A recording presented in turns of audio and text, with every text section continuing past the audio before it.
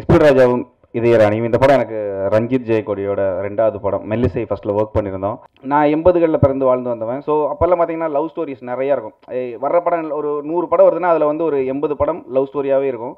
ஒரு 20 படங்கள் தான் வேறு மாதிரி இருக்கும். இப்போ வரதுல லவ் படங்கள் ரொம்ப கம்மியாக தான் இருக்குன்னு வச்சுக்கோங்களேன். இப்போ 96 வந்துச்சு, விண்ணை தாண்டி வருவா, இந்த மாதிரி நமக்கு விரல் விட்டு எண்ணக்கூடிய படங்கள் தான் இருக்கும். ஸோ இந்த படம் வந்து இப்போ எனக்கு வந்த படங்கள் நான் பண்ணிட்டு இருக்க நிறைய பார்த்தீங்கன்னா ஹாரரு, த்ரில்லரு, கமர்ஷியலாக இருக்கக்கூடிய ஒரு நிறைய ஃபைட் சீக்வன்ஸ் உள்ள மாதிரியான மூவிஸ் அந்த மாதிரி தான் இருக்கும். இப்போ விக்ரம் வேதாவிலேருந்து அடங்கம் ஒரு வரைக்கும் நான் பண்ண படங்கள் பார்த்தீங்கன்னா அதில் வந்து எமோஷன் இருக்கும். இப்போ எமோஷன் வந்து எப்படின்னா ஒரு பார்ட்டாக இருக்கும். சின்ன எமோஷனுக்காக ஃபுல் படமாக இருக்கும். பட் இந்த படம் ஃபுல்லாக எமோஷனாகவே இருக்கும். ஆனால் இந்த படம் முழுக்க முழுக்க லவ்னு எனக்கு கிடைச்சது ரொம்ப சந்தோஷம். ஏன்னா சின்ன வயசுலேருந்து ஸ்கூலில் படிக்கும் போதுலேருந்து நானும் லவ் பண்ணியிருக்கேன்னு வச்சுக்கோங்களேன்.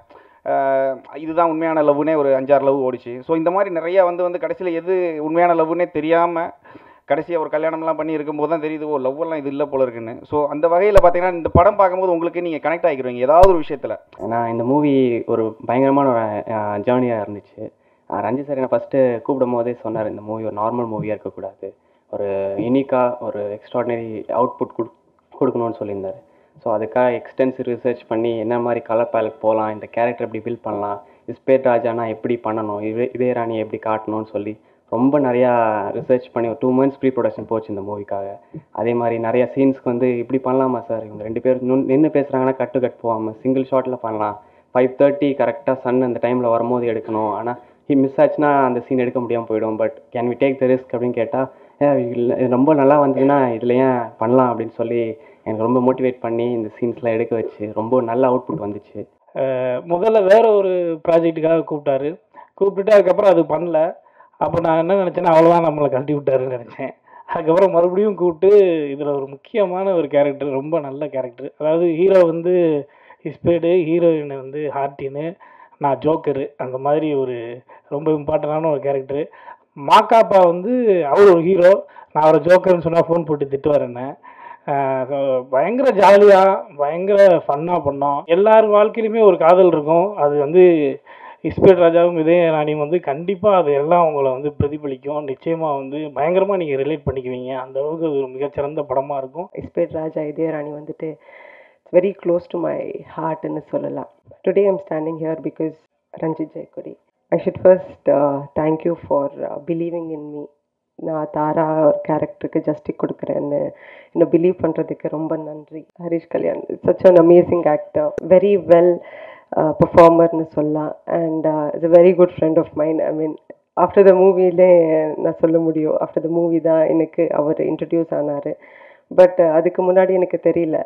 ஸோ நிறைய இன்டிமேட் சீன்ஸ் எல்லாம் இருந்தது. பட் எந்த ஒரு போர்ஷன்ல கூட எனக்கு அன்கம்ஃபர்டபுள் ஃபீல் பண்ணல.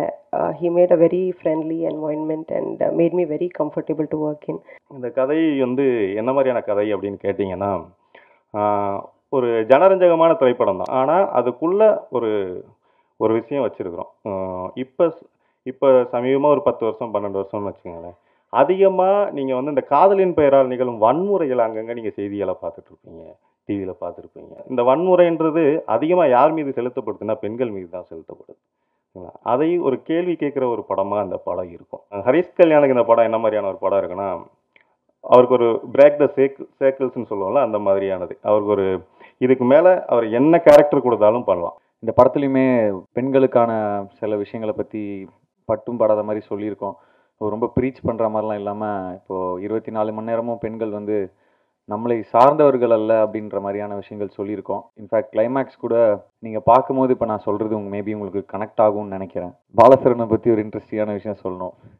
ஷூட்டிங் போயிட்டுருக்கு, நைட்டு ஒரு 2 மணி இருக்கும்னு நினைக்கிறேன். நாங்கள் 3 பேரும் ட்ரிபிள்ஸில் போகிற மாதிரி ஒரு ஷாட், கேமராவை தாண்டி போயிட்டோம். அது ஒரு கிரவுண்டு. ஸோ அந்த கேமராவை தாண்டி போயிட்டு சுற்றி திருப்பி கேமரா கிட்ட வந்துடலாம் அப்படின்னு சொல்லிட்டு போகிறோம். அவர் தான் ஓட்டுறாரு.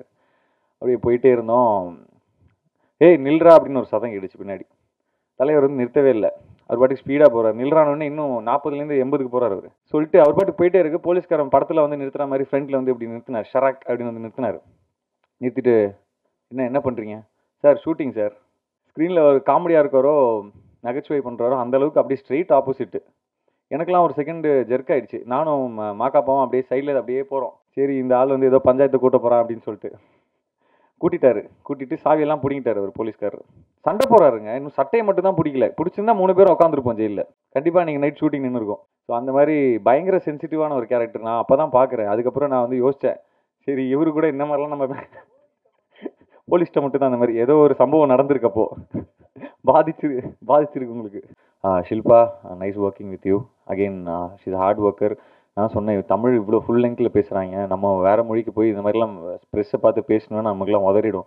ஸோ ரொம்பவே தைரியமாக அழகாக பேசினாங்க. அதே மாதிரி படத்துலையும் அழகாக ஒரு நல்ல கேரக்டர் பண்ணியிருக்காங்க. இதே ராணி, அதுவும் உங்களுக்கு பிடிக்கும்னு நம்புகிறேன்.